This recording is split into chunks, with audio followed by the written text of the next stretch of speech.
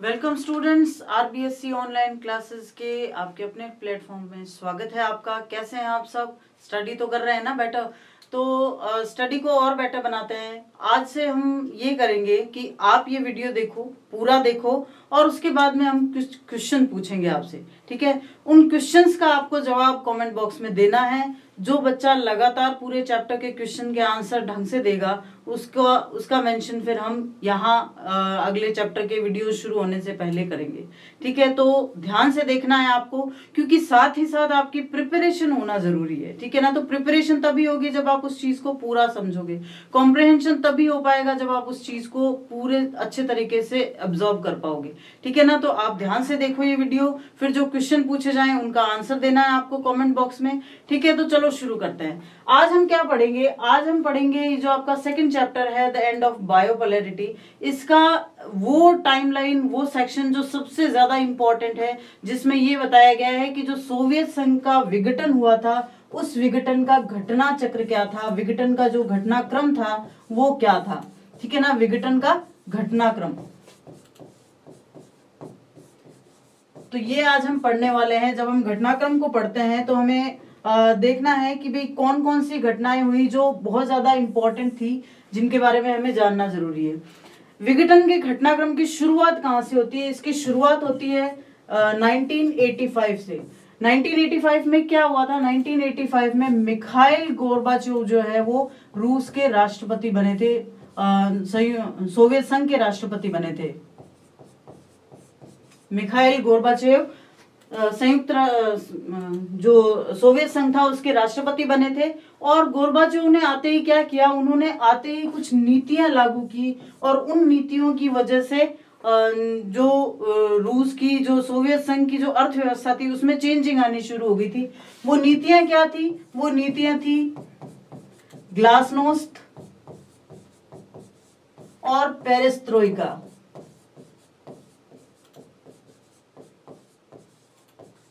तो ये कुछ चीजें जो आपको याद रखने वाली है। ठीक है ना? ग्लासनोस्ट और पेरेस्ट्रोइका।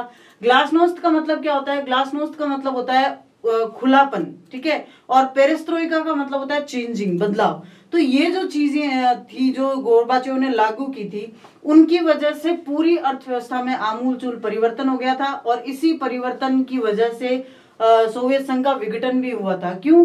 क्योंकि मेन अगर देखा जाए तो ये क्या था? ये कम्युनिज्म और कैपिटलिज्म, जो साम्यवाद और पूंजीवाद, उन दोनों के बीच का युद्ध था। तो जब साम्यवाद ही बदल रहा है तो फिर युद्ध की तो कोई गुंजाइश ही नहीं है। ठीक है? तो ये शुरुआत होती है 1985 से। उसके बाद आते हैं 1988। 1988 में क्या हुआ?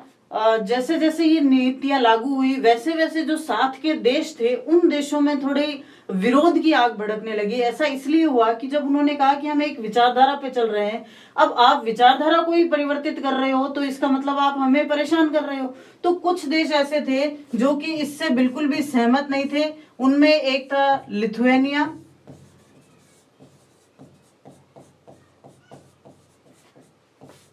एस्टोनिया और लैटविया, जिसको हिंदी में लताविया कहते हैं। ये तीन जो देश थे, यहां पर गृह युद्ध भड़क गए। गृह युद्ध ऐसा इसलिए हुआ कि एक तो वहां पर साम्यवाद था, और साम्यवाद पूरी तरीके से वहां पर विफल रहा। उनकी आर्थिक जो नीतियां थी उनकी वजह से वहां की जो आम जनता थी वो बहुत ज्यादा परेशान हो गई, और उस परेशानी की वजह से लोगों ने वहां पर विरोध करने शुरू कर दिए। सरकार ने उनका दमन शुरू किया, और ये सब चीजें जो है वो वहां गृह युद्ध शुरू हो गया। कहां पर? लिथुआनिया, एस्टोनिया और लैटविया में। अब ये देश जो है वो आपस अपने अंदर ही परेशान रहने लगे थे। तो अब होना क्या था? उसके बाद हम सबको पता है कि जो सबसे आइकॉनिक चीज हुई थी वो हुई थी अक्टूबर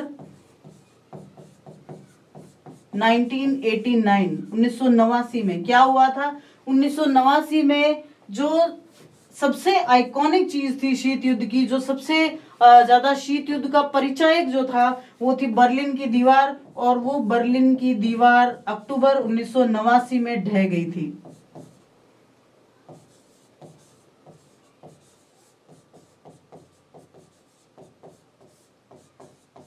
ये कब हुआ? अक्टूबर 1989, बर्लिन की दीवार का गिरना। और साथ ही साथ एक चीज और हुई थी 1989 में ही, वो ये हुआ था कि वार्सा पैक्ट जो हुआ था। वार्सा पैक्ट क्या था, आप जरा थोड़ा सा फ्लैशबैक में जाइए, आपको याद आ जाएगा कि जो संधियां हुई थी, सैनिक संधियां, अमेरिका ने जितनी भी सैनिक संधियां की थी वो ज्यादातर नाटो के अंतर्गत की थी, जो उत्तरी अटलांटिक सैन्य संगठन था उसके अंतर्गत। और रूस ने जो सोवियत संघ ने जो संधियां की थी वो सब वार्सा पैक्ट के अंतर्गत की थी। तो जो वार्सा पैक्ट के देश थे उनको ये कह दिया गया कि आप अगर इस संधि से बाहर निकलना चाहो तो आप बाहर जा सकते हो, ठीक है ना। तो ये तीन महत्वपूर्ण घटनाएं हुई एक के बाद एक। सबसे पहले 1985 में गोरबाचोव जो है सोवियत संघ के राष्ट्रपति बने और उन्होंने क्या किया, उन्होंने ग्लासनोस्त और पेरेस्ट्राइका की नीतियां लागू की। उसके बाद में 1988 में लिथुआनिया, एस्टोनिया और लैटविया में गृह युद्ध भड़क गया और वो देश जो है परेशान हो गए। अक्टूबर 1989 में बर्लिन की दीवार गिर गई, जो कि शीत युद्ध का सबसे बड़ा परिचायक थी। और साथ ही साथ वार्सा पैक्ट के जो देश थे उनको ये कह दिया गया कि अगर आप जाना चाहो इस संधि से बाहर तो आप जा सकते हो। उसके बाद आया वो काल जो कि बिल्कुल ही निर्णायक साबित हुआ, 1990, 1990 में क्या हुआ, बोरिस येल्सिन और गोर्बाचोव ये दोनों जो है ये नींव रख रहे थे। उस समय सोवियत संघ के विघटन की नींव इन्हीं के द्वारा रखी गई थी, क्योंकि गोर्बाचोव जो है वो संयुक्त जो रूस था, जो कि जिसको हम सोवियत संघ के नाम से जानते हैं, उसकी कम्युनिस्ट पार्टी के महासचिव थे। और बोरिस येल्सिन जो थे रूस की कम्युनिस्ट पार्टी के महासचिव बने थे। तो 1990 में क्या हुआ, 1990 में सबसे पहले तो गोर्बाचोव ने क्या किया, जो 72 सालों से कम्युनिस्ट पार्टी का एकाधिकार चल रहा था,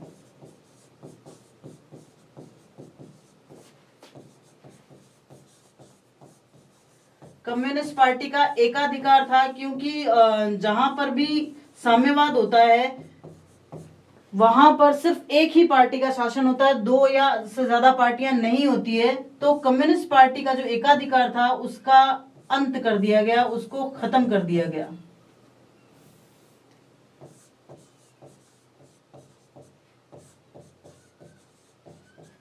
किसने किया, मिखाइल गोर्बाचोव ने। और ये 72 सालों से चल रहा था, यानी कि 72 साल पहले जब कम्युनिस्ट पार्टी की स्थापना हुई तो साम्यवाद शुरू हुआ। साम्यवाद को शुरू किसने किया, लेनिन ने शुरू किया। लेनिन से लेकर गोर्बाचोव तक सिर्फ एक ही पार्टी थी जिसने सोवियत संघ की संसद में राज किया था, वो थी कम्युनिस्ट पार्टी। लेकिन गोर्बाचोव ने क्या किया, कम्युनिस्ट पार्टी के इस एकाधिकार को खत्म कर दिया और जो है अधिक पार्टी सिस्टम, जो मल्टी पार्टी सिस्टम होता है या बहुदलीय सिस्टम जिसको हम कहते हैं, बहुदलीय व्यवस्था लागू कर दी। और ये व्यवस्था लागू करते ही जो साम्यवाद का मूल होता है, साम्यवाद का मूल यही होता है कि एक ही पार्टी का शासन होता है, तो वो मूल ही उन्होंने खत्म कर दिया। उसके बाद में 1991 में मार्च 1991 में क्या हुआ कि जो रूस के जो सदस्य देश थे, जो सोवियत संघ के सदस्य देश थे, वो धीरे धीरे अलग होना शुरू हो गए। और उसके बाद में जून 1991 में रूस की जो संसद है जिसका नाम है ड्यूमा, उसने भी अपने आप को सोवियत संघ से अलग कर लिया था, उसने भी अपने आप को सोवियत संघ से अलग कर लिया। तो यानी इस तरह से धीरे धीरे घटनाएं घटती चली गई और फाइनली 25 दिसंबर 1991 को सोवियत संघ का विघटन हो गया। और जो हम पढ़ रहे हैं शीत युद्ध, जो हमने शुरू किया था वो चैप्टर, वो यहाँ खत्म होता है 25 दिसंबर 1991 को। तो यानी बीच में और भी काफी घटनाएं घटी है। तो यानी मोटा मोटी जो घटनाएं जो आपको एकदम से याद रखनी है वो ये है, 1985 में गोर्बाचोव ने सारी वो नीतियां लागू की, जो उदारीकरण की, खुलेपन की, वो नीतियां लागू की। 88 में बहुत से देश जो है वो परेशान होने लगे और उन्होंने फिर अपने आप को स्वतंत्र करने की कोशिश की। अक्टूबर 1989, और ये सबसे ज्यादा इंपॉर्टेंट डेट है, आपको याद रखना है कि बर्लिन की दीवार कब गिरी। बर्लिन की दीवार अक्टूबर 1989 में गिराई गई और उसी समय वार्सा पैक्ट के देशों को भी जो है स्वतंत्र होने के लिए कह दिया गया। 1990 में कम्युनिस्ट पार्टी के एकाधिकार का अंत हो गया और 1991 में सोवियत संघ का विघटन हो गया।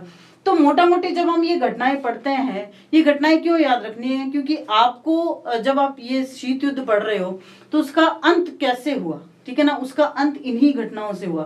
तो एक बड़ा क्वेश्चन भी है, क्योंकि आपके चैप्टर में पूरी सारी घटनाएं जो है वो बिल्कुल क्रम से और अच्छे से दी हुई है, तो एक बड़ा क्वेश्चन भी बनता है, इनमें से कई सारे छोटे क्वेश्चंस भी आते हैं, तो ये आपको याद रखना है, ठीक है ना। तो आप इसका स्क्रीनशॉट ले लीजिए, हालांकि हम पूरी घटनाओं का विस्तार से भी बाद में चर्चा करेंगे। अब हम आगे चलते हैं और आपको ये बताते हैं सबसे बड़ी प्रॉब्लम कहाँ आती है। आपको प्रॉब्लम आएगी जब आप याद करोगे कि सोवियत संघ के राष्ट्रपति कौन कौन रहे, क्योंकि इनके नाम आपके लिए थोड़े अजीब हो सकते हैं। तो उसके लिए आपको एक ट्रिक बता देती हूं मैं। ट्रिक ये है,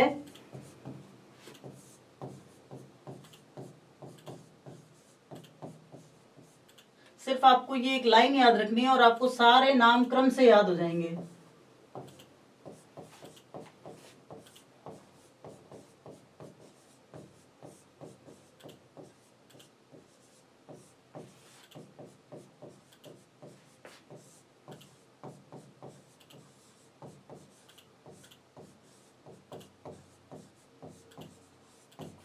बस आपको ये लाइन याद रखनी है, ठीक है ना। एक छोटी सी लाइन याद रखनी है कि ले स्टालिन तो खाकर ब्रेड और गोभी बोर हो गया। आप खाते हो क्या ब्रेड और गोभी? कभी कोई कॉम्बिनेशन होता है क्या? नहीं होता है ना। तो वो भी ये बेचारा खा के बोर हो गया। तो आपको यहाँ से सारे जो सोवियत संघ के राष्ट्रपति उनके नाम याद हो जाएंगे। ले से बनता है लेनिन, जो कि पहले राष्ट्रपति थे। Stalin, Joseph Stalin, Lenin, Vladimir Lenin. फिर जोसेफ स्टालिन दूसरे राष्ट्रपति थे।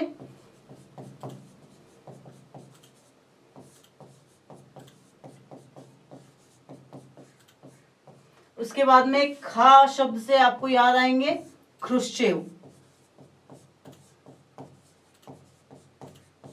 निकिता ख्रुश्चेव जिनको हम जानते हैं। उसके बाद में ब्रेड में ब्रे से आपको याद रखना है ब्रेजनेव।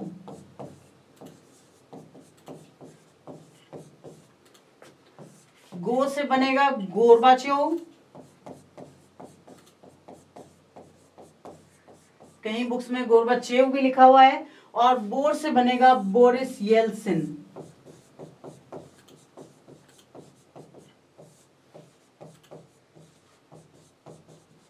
तो अब आपको सारे नाम याद रखने हैं। क्यों याद रखने हैं? इंपॉर्टेंट भी है, क्योंकि ये पूरा चैप्टर इसी पर बेस है। सोवियत संघ कैसे बना, फिर उसके बाद में कैसे उसका विघटन हुआ।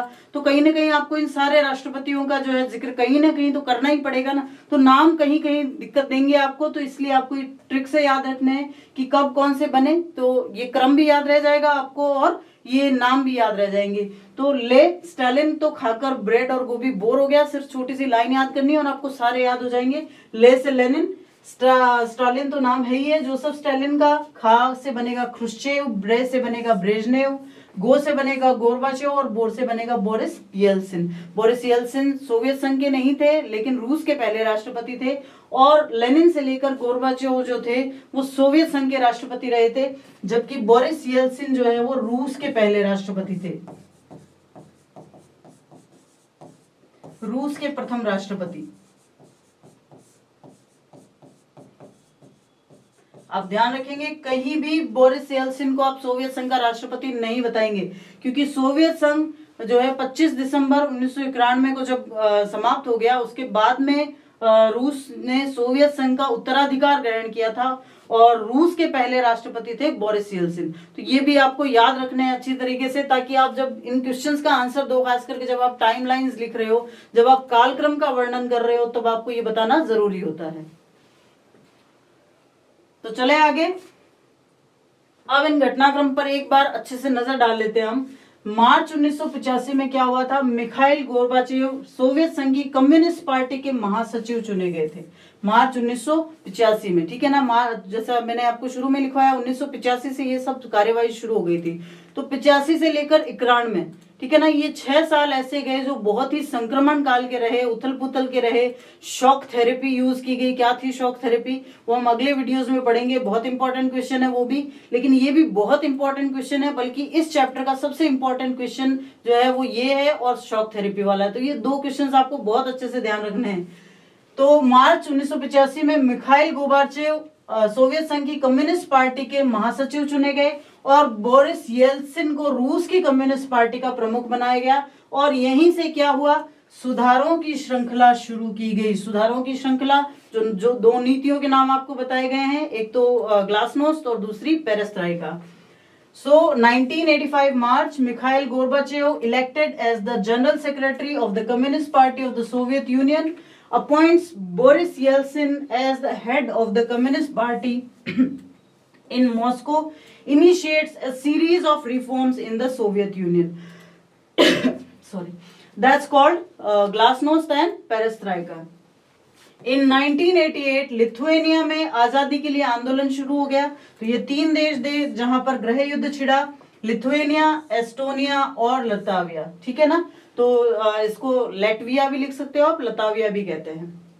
1988 independence movement begins in the Lithuania, later spreads to Estonia and Latvia. अक्टूबर 1989 जो कि सबसे इंपॉर्टेंट डेट है, ठीक है ना, सोवियत संघ की घोषणा की कि वार्सा समझौते के सदस्य अपना भविष्य खुद तय करने के लिए स्वतंत्र हैं। यानी अगर कोई वार्सा पैक्ट में नहीं रहना चाहता है, अगर कोई उस वार्सा समझौते से निकलना चाहता है तो निकल सकता है। और नवंबर में बर्लिन की दीवार गिर गई थी। So 1989 October, Soviet Union declares that the Warsaw Pact members are free to decide their own futures, and Berlin Wall falls in November. So this is the most important step of the disintegration of Soviet Union. फिर उसके बाद में फरवरी 1990 में Gorbachev ने Soviet संसद Dumas के चुनाव के लिए बहुदलीय राजनीति की शुरुआत की। पहली बार ऐसा हुआ जब कम्युनिस्ट पार्टी के एकाधिकार को खत्म कर दिया गया। सोवियत सत्ता पर कम्युनिस्ट पार्टी का 72 वर्ष पुराना एकाधिकार खत्म कर दिया गया। 1990 February, Gorbachev strips the Soviet Communist Party on its 72 years long monopoly on power by calling the Soviet Parliament named Duma to permit multi-party politics. ठीक है। मार्च 1990 में लिथुएनिया ने अपनी स्वतंत्रता की घोषणा की और ऐसा करने वाला वो सोवियत गणराज्य का पहला देश था। यानी कि सोवियत संघ में पहला ऐसा देश कौन सा था जिसने अपनी स्वतंत्रता की घोषणा की? लिथुएनिया ने। मार्च 1990 Lithuania becomes the first of the 15 Soviet republics to declare its independence. जून 1990 में रूसी संसद ने भी अपनी स्वतंत्रता घोषित कर दी। In June 1990, Russian Parliament declares its independence from the Soviet Union. जून 1991 में येल्सिन ने कम्युनिस्ट पार्टी से इस्तीफा दे दिया और फिर वो रूस के राष्ट्रपति बन गए।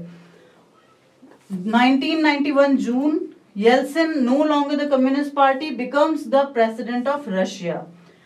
अगस्त 1991 में कम्युनिस्ट पार्टी के गर्मपंथियों ने गोर्बाचेव के खिलाफ एक असफल तख्ता पलट किया। ये आपको ध्यान में रखना है। ये क्या था?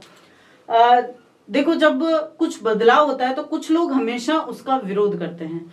तो जो कुछ कट्टरपंथी थे, कट्टरपंथी का मतलब होता है जो उस विचारधारा पर एकदम से अडिग रहने वाले लोग थे, जो साम्यवाद पर अडिग रहने वाले लोग थे, उन्होंने इसका विरोध किया और उन्होंने गोर्बाचेव को हटाकर और अपनी सत्ता कायम करने की कोशिश की। लेकिन ये सिर्फ कोशिश ही रही, वो इसमें सफल नहीं हो पाए। In 1991 August, the Communist Party hardliners stage an abbreviated coup against Gorbachev. अब आप देख सकते हो, समझ सकते हो, लिखा हुआ भी समझ सकते हो और यहाँ भी देख सकते हो कि गोर्बाचेव ने किस तरह से ग्लासनोस्ट को उठाया हुआ था। यानी कि ग्लासनोस्ट जो है वही आखिरकार रूस का, सोवियत संघ का जो विघटन हुआ था उसका कारण बना था। और ये जो नाव है ये डूबने लगी और इससे ये छोटी छोटी नावें जो सारी निकल रही है ना, ये सारी की सारी, इसका मतलब ये छोटे छोटे देश जो है वो अपनी अपनी नाव लेके समुद्र में उतर गए कि भैया हम अपनी जो है अर्थव्यवस्था खुद अपने आप संभालेंगे, आप अपनी देखो, आपसे अपनी नहीं संभल रही, हमारी क्या संभालोगे। तो क्या हुआ, बहुत से देश जो है वो अपनी अपनी कश्तियां लेके और उस समुद्र में लड़ने के लिए निकल पड़े। तो ये कई बार जो कार्टून्स होते हैं ना वो बहुत मायने दे देते हैं किसी चीज को, बहुत अर्थपूर्ण बन जाते हैं। उसके बाद में क्या हुआ, उसके बाद में सितंबर 1991 में एस्टोनिया, लताविया और लिथुएनिया, ये तीनों बाल्टिक गणराज्य संयुक्त राष्ट्र संघ के सदस्य बने। मार्च 2004 में तो ये नाटो में भी शामिल हो गए थे, यानी कि उत्तर अटलांटिक जो अमेरिका वाला जो संगठन है उसमें शामिल हो गए थे। In 1991 September, three Baltic republics of Estonia, Latvia and Lithuania becomes UN members. अब उन्होंने संयुक्त राष्ट्र संघ की सदस्यता ले ली थी. Later joined NATO in March 2004. दिसंबर 1991 में ये सबसे ज्यादा आइकॉनिक डेट है जब रूस, बेलारूस और यूक्रेन ने 1922 की सोवियत संघ के निर्माण से संबद्ध संधि को समाप्त करने का फैसला किया और स्वतंत्र राष्ट्रों का राष्ट्रकुल बनाया. यानी कि शुरुआत किसने की? रूस, बेलारूस और Ukraine.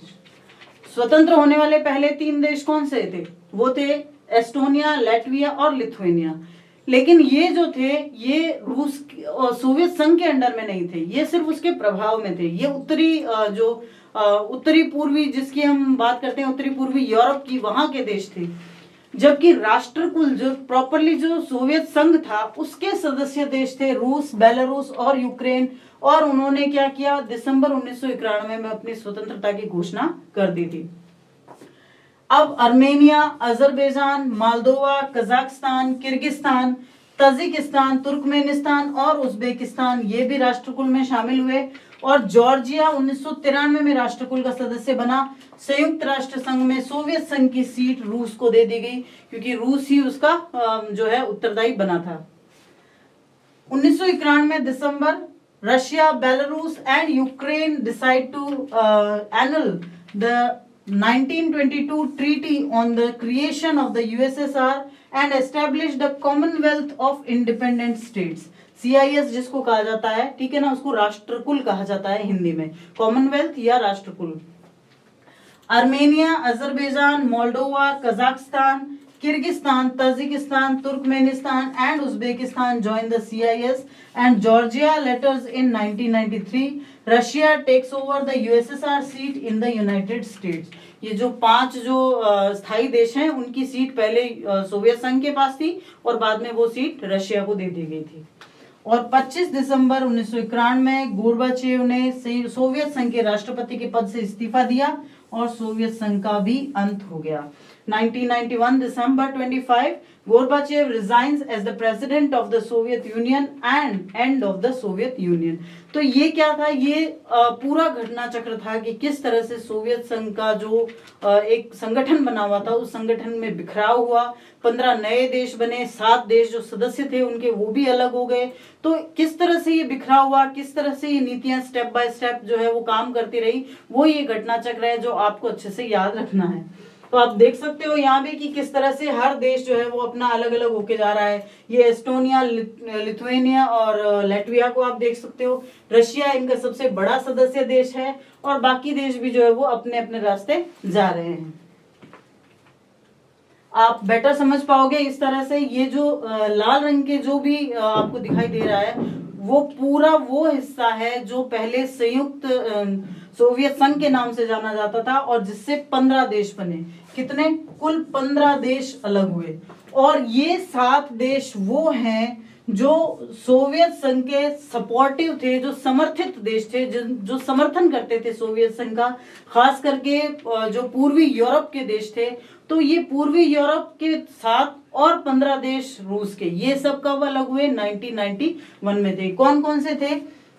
Armenia, Azerbaijan, Belarus, Estonia, Georgia, Kazakhstan, Kyrgyzstan, Latvia, Lithuania, Moldova, Russia, Tajikistan, Turkmenistan, Ukraine and Uzbekistan. ठीक है, ये 15 वो देश हैं जो कि सोवियत संघ से अलग हुए. और बल्गेरिया, चेक Republic, East Germany, Hungary, Poland, Romania और स्लोवाकिया, ये 7 वो देश हैं जो पूर्वी यूरोप के थे और जिन्होंने सोवियत संघ को समर्थित करने वाली जो अपनी साम्यवादी नीति अपना रखी थी, बाद में उससे भी ये भी अलग हो गए. और अखबारों में इस तरह से छपा कि अब लाल सलाम का अंत हो गया. लाल सलाम क्यों कहा जाता है इसको? क्योंकि जो कम्युनिस्ट होते हैं, जो साम्यवादी होते हैं, उनके जो रंग है वो लाल माना जाता है. उनके झंडे का रंग लाल था. और साथ ही साथ जिस तरह से होता है ना कि भी किसी खास रंग को रिप्रेजेंट करते हैं, हैं, तो चूंकि वो समाज के गुस्से को रिप्रेजेंट करते थे इसलिए उनको लाल रंग से संबोधित किया जाता था। तो ऐसा कहा गया अखबारों में भी कि अब लाल सलाम का अंत हो गया। तो ये था आज का हमारा टॉपिक जिस पर हमने डिस्कस किया कि किस तरह से सोवियत संघ का अंत हुआ। अब आपके लिए मैं कुछ क्वेश्चंस दे रही हूं जिसका आपको कमेंट बॉक्स में आंसर देना है। वो क्वेश्चंस ये हैं। सबसे पहला क्वेश्चन है, when was the Berlin wall brought down? Berlin की दीवार कब गिराई गई? ठीक है ना, आप ध्यान से ये क्वेश्चंस का आंसर देना है। जो बच्चा इस पूरे चैप्टर के क्वेश्चंस का आंसर प्रॉपरली देगा उस बच्चे को हम यहाँ मेंशन करेंगे इस क्लास में। ठीक है ना, तो आप दोनों ही तरीके से फायदे हैं। आप आंसर दे रहे हो, आपको मेंशन किया जाएगा, और वैसे भी आपकी प्रिपरेशन अच्छे से हो ही जाएगी अगर आप ध्यान से पढ़ेंगे तो पहला क्वेश्चन है, when was the Berlin wall brought down? Berlin की दीवार कब गिराई गई? दूसरा क्वेश्चन है, what was the name of the parliament of Soviet union? Soviet संघ की संसद का नाम क्या था? ये देखो, ये वही क्वेश्चन है जो हमने अभी अभी पढ़े हैं चैप्टर में। तो अगर आपने वीडियो ध्यान से देखा है, अगर आपने अच्छे से पढ़ा है, तो आपको बिल्कुल भी परेशानी नहीं होगी इन क्वेश्चंस का आंसर देने में। तीसरा क्वेश्चन है, which country first declared itself independent from the Soviet union? सर्वप्रथम किस देश ने अपने आप को सोवियत संघ से स्वतंत्र घोषित किया था? किस देश ने किया था? चौथा क्वेश्चन है, who was the first president of independent Russia? स्वतंत्र रूस के पहले राष्ट्रपति कौन थे? और लास्ट क्वेश्चन है, how many Nations were formed by the disintegration of the Soviet union? Soviet संघ के विखंडन से कितने राष्ट्र बने? देखो, कितने राष्ट्र सोवियत संघ के विखंडन से बने और कितने राष्ट्र अलग हुए, वो दोनों अलग अलग चीजें हैं। तो आपको ध्यान से आंसर देना है इसका कि सोवियत संघ का जब डिसइंटीग्रेशन हुआ, विखंडन हुआ, तो उससे कितने राष्ट्र बने थे। तो वेट करूंगी कि आप कितने आंसर सही देते हो। ठीक है ना, तो जल्दी जल्दी अपने आंसर्स दे दो, टाइप कर दो। ठीक है, मिलते हैं अगले वीडियो में अगले टॉपिक के साथ। तब तक आप अच्छे से पढ़ते रहिए। Thank you.